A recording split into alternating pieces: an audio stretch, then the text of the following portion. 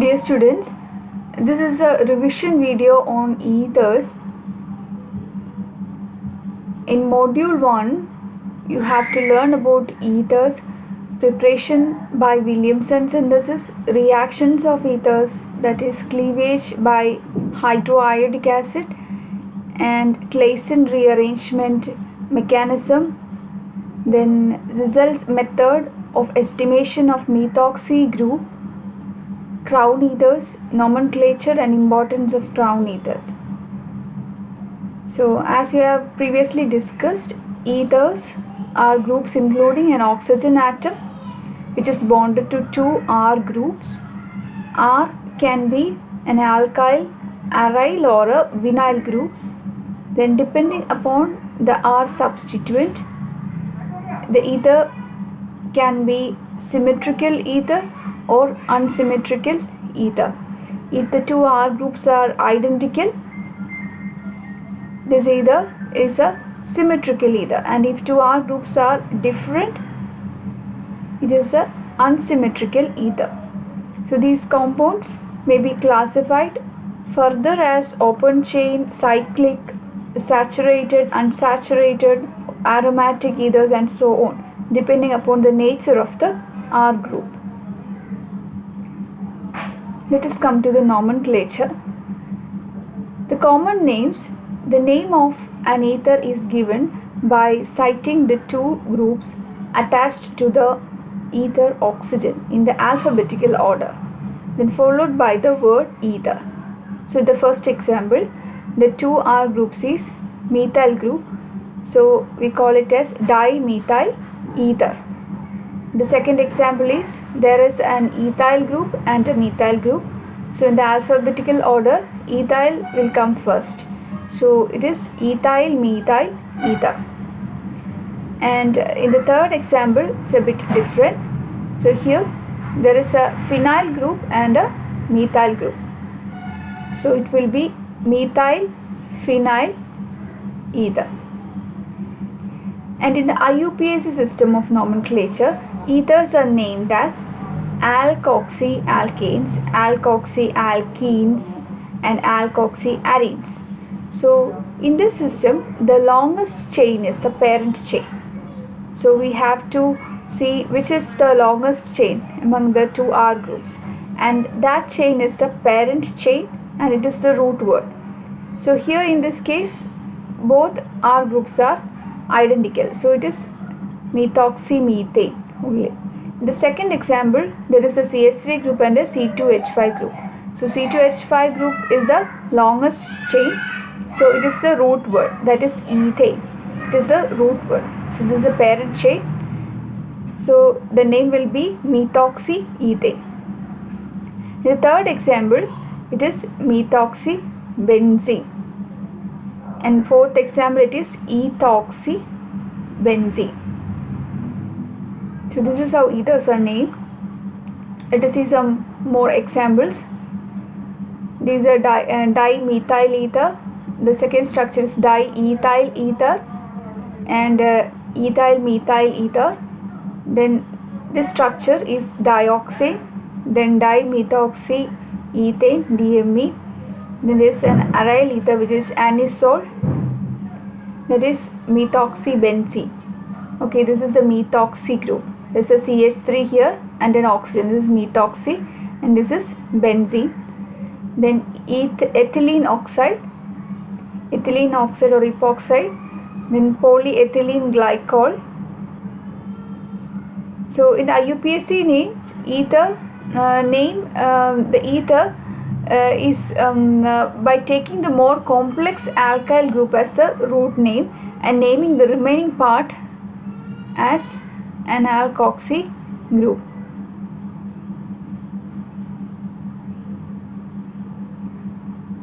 Okay, so these are the different types of ethers. We have symmetrical ethers, unsymmetrical ethers, then we have cyclic ethers, crown ethers and so on. So let us see some of the cyclic ethers. First example is ethylene oxide or epoxide, and in another example a CH3 group is substituted with one of the hydrogen atoms of the epoxide ring, So this is 2-methyl oxyrate or propylene oxide. And in next example, this is cyclohexene oxide. Cyclohexene. So this is a 6-membered ring. 6-membered ring is cyclohexane.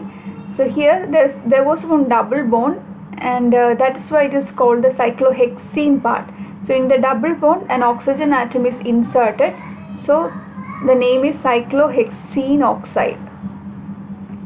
Then cycloxacyclobutane is there. Then tetrahydrofuran. This is a 5-membered ring, and these are bigger derivatives, that is 18 crown 6. 18 crown 6 is a crown ether, and this one is the 1,4-dioxane.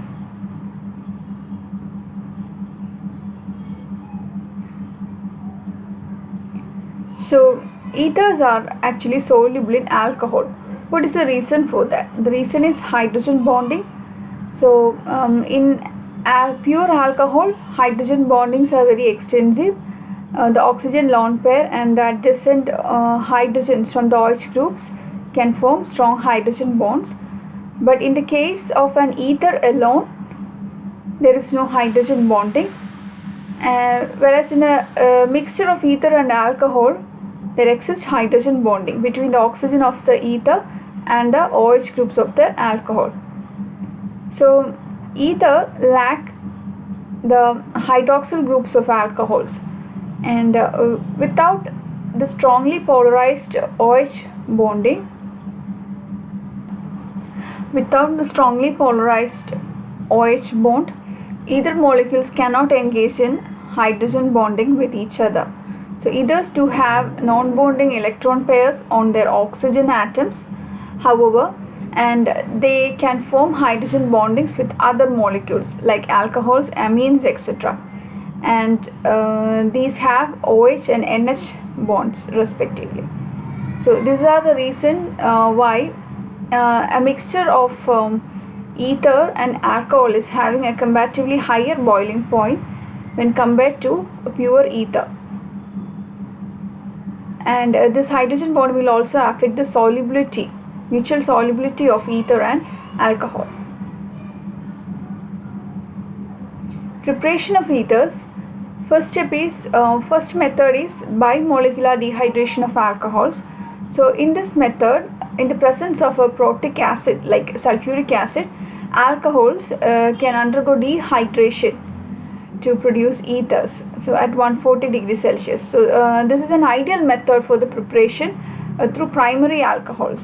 So here the reaction is called bimolecular because two alcohol molecules are involved in the production of one ether molecule. If we are using secondary alcohol, unimolecular dehydration may compete. That is, within this molecule a dehydration occurs, that is a propene or a double bond is formed.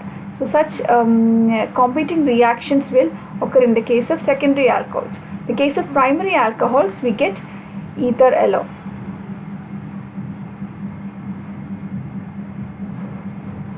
Let's see the mechanism of dehydration. The dehydration of alcohols afford ethers at high temperatures. So the H plus ions from the sulfuric acid protonate the oxygen atoms of one alcohol molecule, and so in this case water molecule is eliminated, and a second alcohol molecule will come and attack this part, and ether will be formed. So the existing proton will also be lost from this molecule. So this is the mechanism of dehydration of alcohols. And second is by the preparation by Williamson synthesis. So this is also a very versatile method for the preparation of symmetrical and asymmetrical ethers in laboratories. So in this method, an alkyl halide is reacted with sodium, alkoxide, and which leads to the formation of ether. So we can see an alcohol here. It first reacts with sodium to form a sodium alkoxide, and the sodium alkoxide is again reacted with an alkyl halide, and we get an ether and sodium bromide, sodium halide here. So in another case, if a phenol is reacted with sodium hydroxide, we know that a phenoxide ion will be formed, and this phenoxide ion is very reactive, and it can react with an alkyl iodide or alkyl halide to form a methyl phenyl ether, that is anisole. So alkoxides are very strong bases, and they can react with alkyl halide, leading to elimination reactions. Here NaIe is eliminated, and Williamson synthesis gives higher yields in the case of primary alkyl halides. In the case of primary alkyl halides, it gives very high yield, and in the case of secondary halides, elimination competes with the substitution.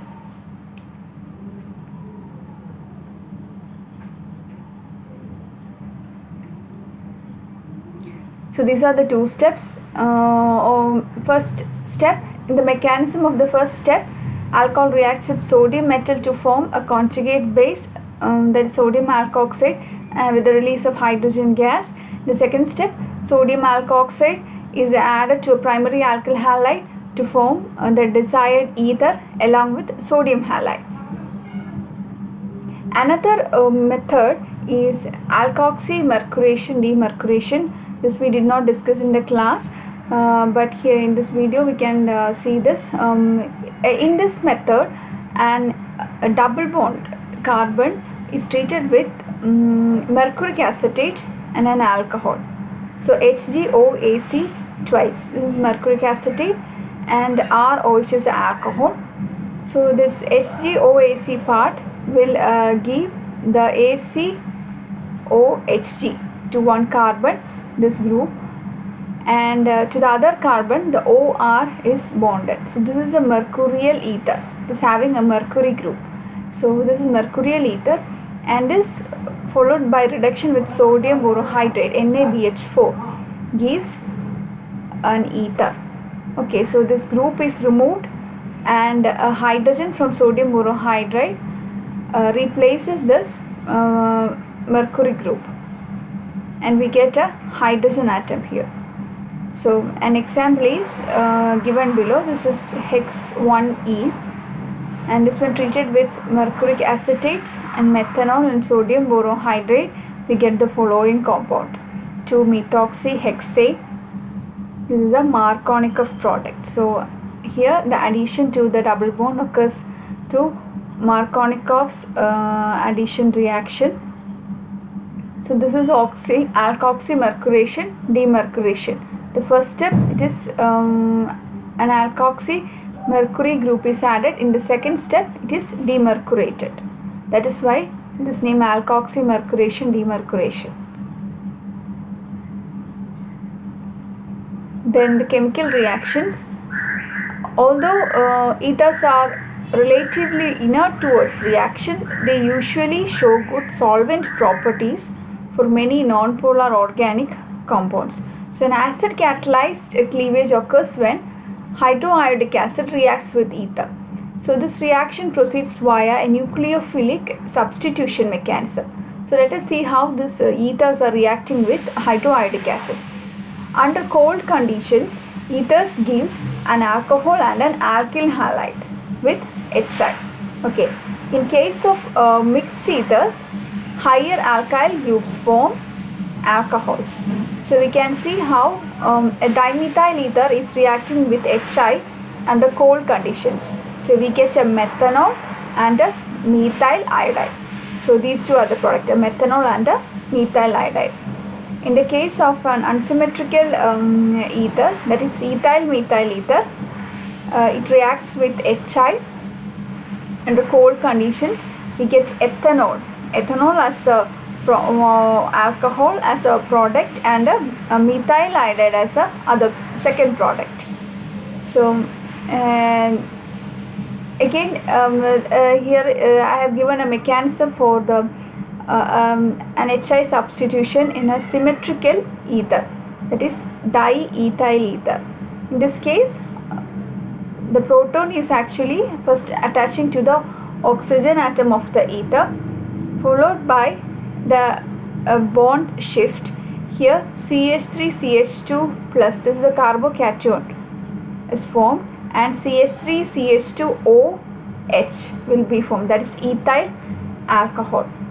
And again this carbocation will be attacked by the iodide ions remaining in the solution. So we get a CH3CH2I, ethyl iodide.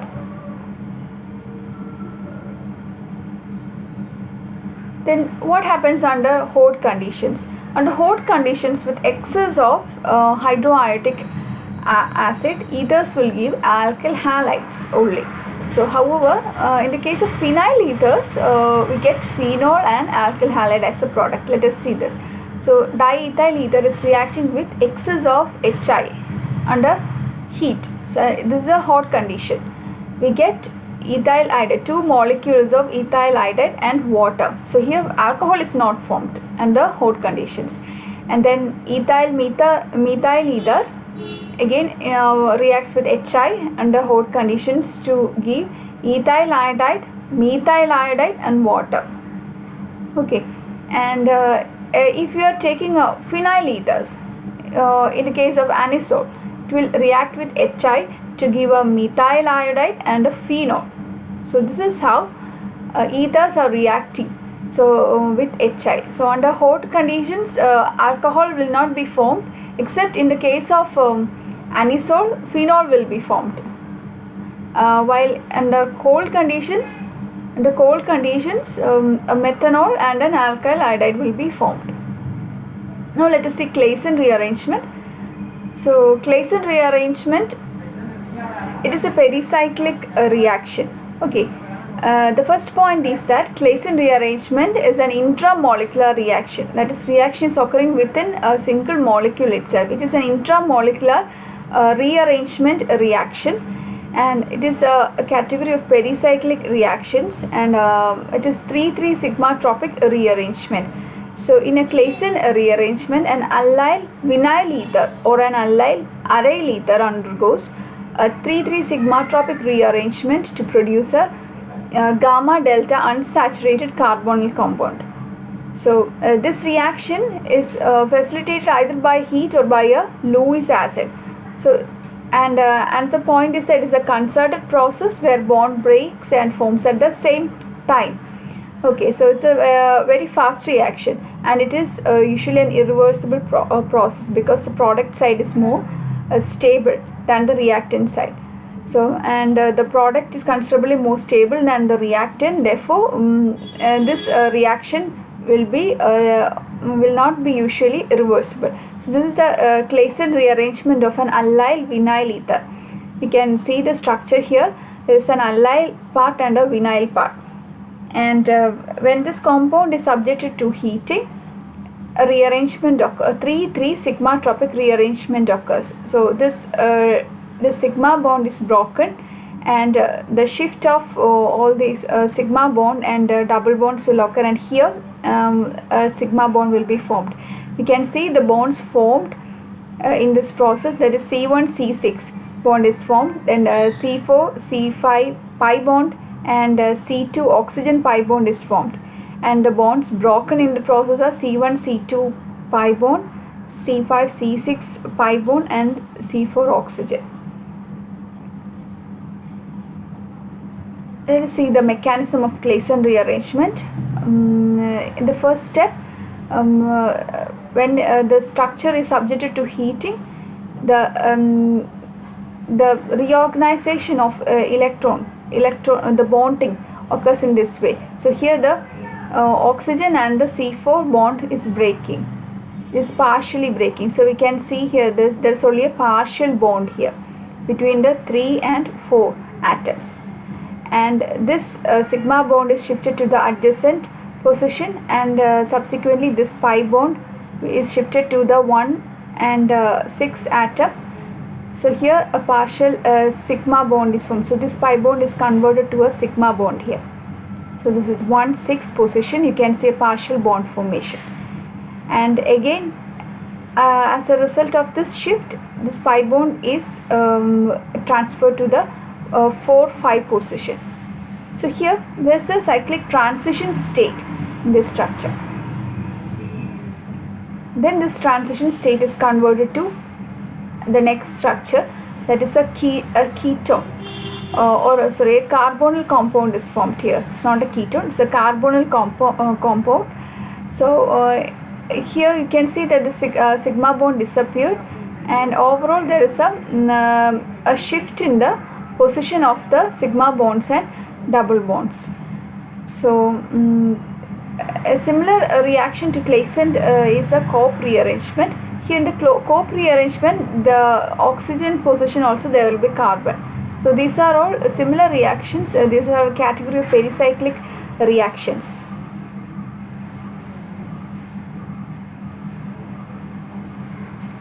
Then there is another example, a Claisen rearrangement of phenyl allyl ether. So there is a phenyl group and an allyl group. So here the rearrangement mostly occurs at the ortho position. So during this transformation, there is a non-aromatic state formed. Again, this hydrogen is shifted and this aromatic state is retained. So during the process, the substitution occurs at the ortho positions mostly, but if the ortho position is hindered, then it will go to the para position. So you can see the final product, it is an aromatic product only. So the ether group is converted to a OH group here.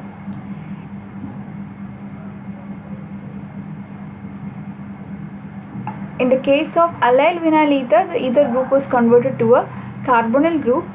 Here we are naming it as gamma delta unsaturated aldehyde.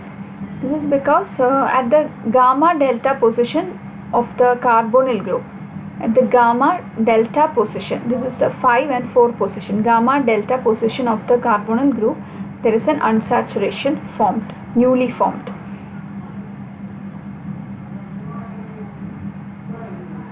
So let us see some of the reactions of ethers with reagents. So how this ether is reacting with HBr. So HBr is an acid, as we know. So if it is having an H plus ions, it will automatically protonate the oxygen atoms. So diethyl oxonium bromide is the product. So this is a complex formed. And in another reaction, ether also reacts with BF3. BF3 is an electron deficient compound. The boron is highly electron deficient, so it will attack the electron rich oxygen atom, forming a complex like this. And this is a boron trifluoride etherate. So this is a coordination compound.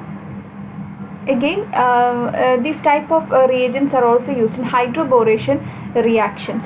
So in this you can see an example, that is diborane. It's a very electron deficient compound. You might have studied this compound in inorganic chemistry, having a banana bonds and all. This is a electron deficient compound. So if we split this, we get BH3. That is, if 2 BH3 is joining, we get B2H6. So BH3 can form coordination compounds with ether like this. So here the boron will come and attack the oxygen atom, and this is BH3TH. This is tetrahydrofuran. The name of this ether is tetrahydrofuran, and it will form complexes with BF3 like this. So these are all examples of how ether will react with reagents. So this is an important reagent for hydroboration reactions. Then let us see how oxidation of ethers occurs. Actually, ethers have a tendency to auto-oxidize.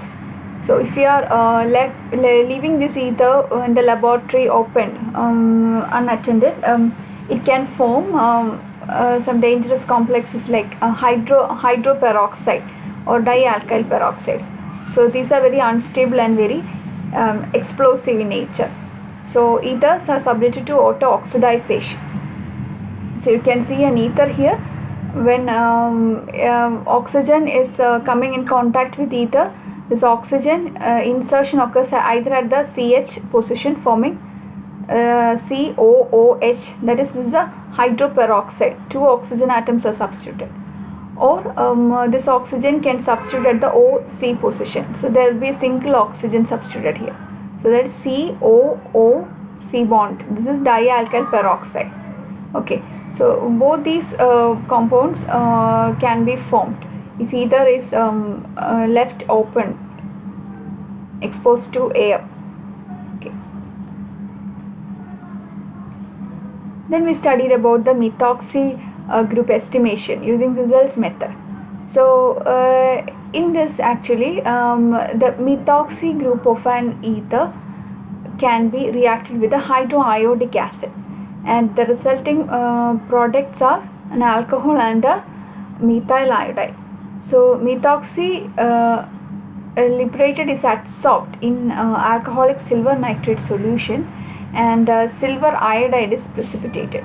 So this methyl iodide again is reacted with silver nitrate solution, and we get a precipitate, silver iodide. There are also other products like alcohol and HNO3. So the point is that 1 mole of silver iodide precipitated corresponds to the presence of 1 mole of methoxy group. So this is a calculation part.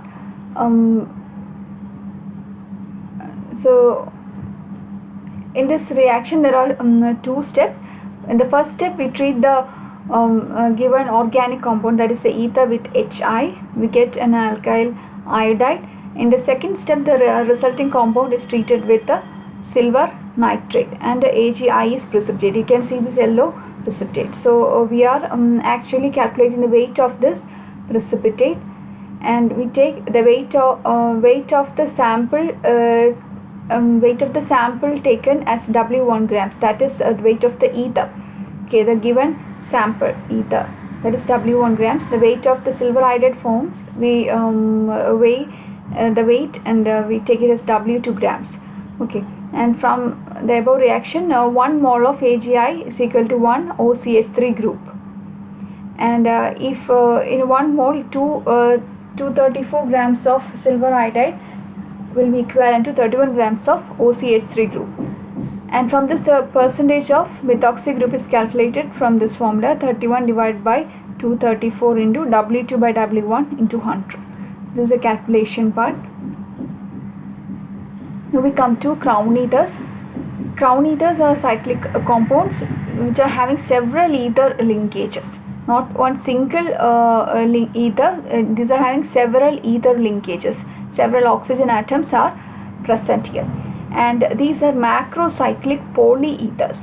So this is an important point. If somebody is asking for the exam, we have to state this point. These are macrocyclic polyethers. Okay, and it have several ether linkages, and crown ethers are named as XY crown. This is a general formula. Okay, XY crown, Y, X crown, Y, and here X is the total number of atoms in the ring, and Y is the number of oxygen atoms in the ring. So in the ring you can see the ring is formed by the oxygen and carbon atoms. Okay, and X represents the total number of atoms in the ring. You don't have to count the hydrogen atoms attached to the carbon, only count the carbon and the oxygen atom in the ring. And Y represents the number of oxygen atoms.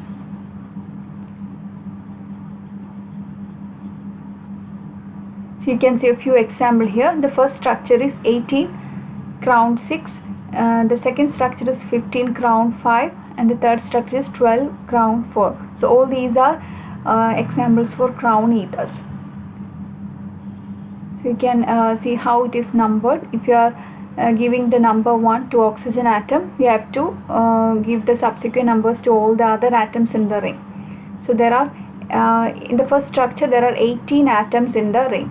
So the name is 18 crown, and then there are 6 oxygen atoms. 1, 2, 3, 4, 5, 6. 6 oxygen atoms. So the structure name is 18 crown 6. Second structure is 16 crown 5. Then again 16 crown 4 is also there.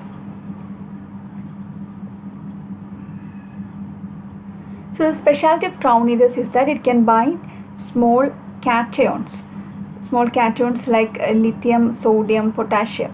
So all these are of different size. These crown ethers are different size, and the binding ability of these crown ethers are dependent on the size of the ion. So the compatibility of the binding site is influenced by these factors. The size of the crown ether must match with the size of the ion. So the size of the metal atom must match the size of the crown to form stronger interaction. So, and you can see a representation, electronic structure representation here. You can see a crown ether 18 crown 6 in the electronic structure, and you can see how this K plus ion is fitting inside this crown structure.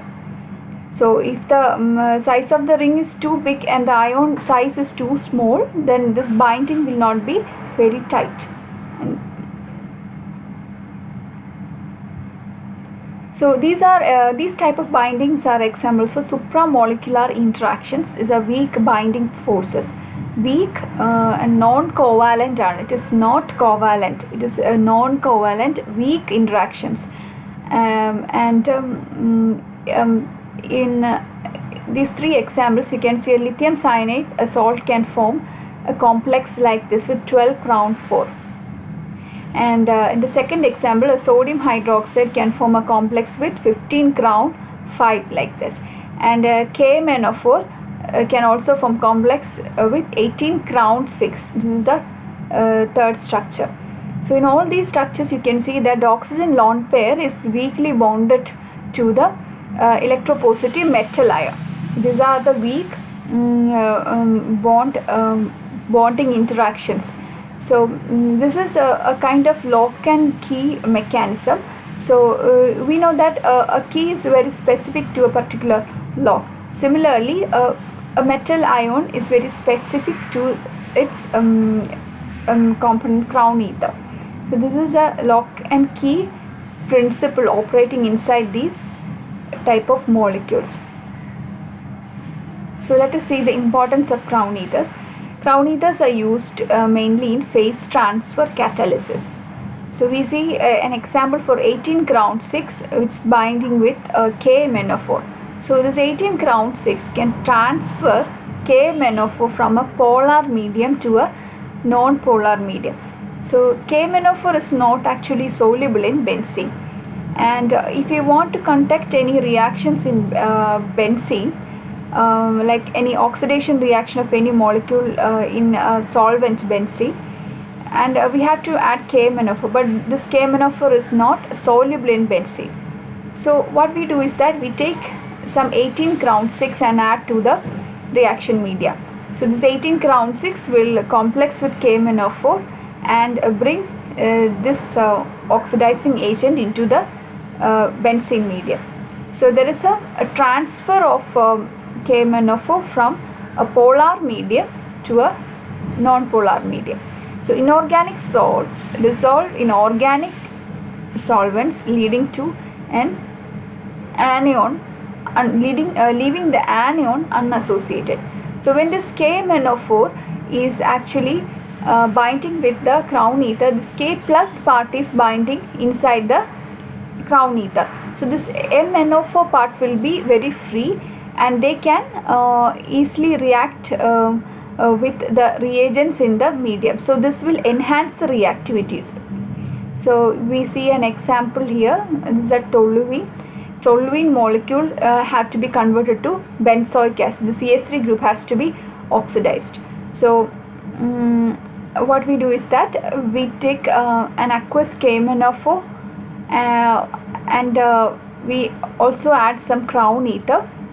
So as a result, this crown ether binds a K plus ions, then MnO4 minus MnO4 anions will be free in the medium, and this will be available for oxidation. So this reaction rate is very enhanced.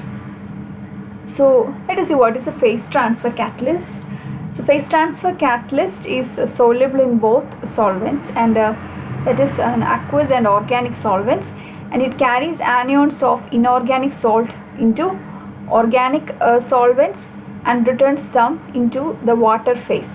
So a typical phase transfer catalysts are quaternary ammonium salts, crown ethers, phosphonium compounds, etc. All these are a typical phase transfer catalysts. So crown ethers are an important phase transfer catalyst. These are used for phase transfer catalysis reactions. Let us see some important points here. So crown ethers,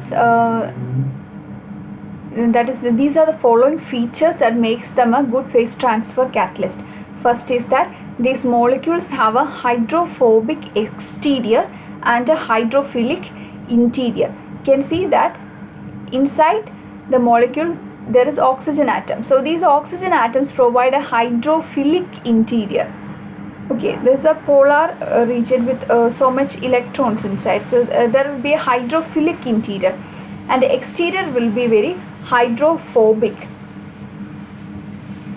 And the cations can get into the central cavity of these compounds and are immobilized due to the negative environment of the heteroatoms. That is, heteroatoms is the oxygen atoms. The third point is that the cation size determines which cation can be encapsulated inside the cavity. So it's a very specific for each cations. And the interaction between the cation and the crown ethers are purely electrostatic. This is not any covalent, but it's only electrostatic and weak interactions, and that is through ion dipole interactions, ion dipole attractions. And thus each crown ether can selectively capture a cation of a specific size. And the sixth point is that the solvating capacity of crown ethers towards metal ions can be termed as a host-guest relationship. Okay, so this type of relationship is also called as host-guest relationship. So these are all part of supramolecular chemistry, which is another very important significant topic, and this kind of interactions are also called host-guest interaction or host-guest chemistry. Okay, so there is another one last example given here. By using crown ethers as a phase transfer catalyst, the yield of this reaction can be enhanced. So here the crown ether is used in this reaction, where one bromo-octane is converted to one iodo-octane. Okay, so in this the crown ether PFDMC is used. PFDMC is fluorose derivative of dibenzo 18 ground 6 ether. So this increases the nucleophilic substitution reaction to around 96% yield. So this is another example. So these are all about crown ethers.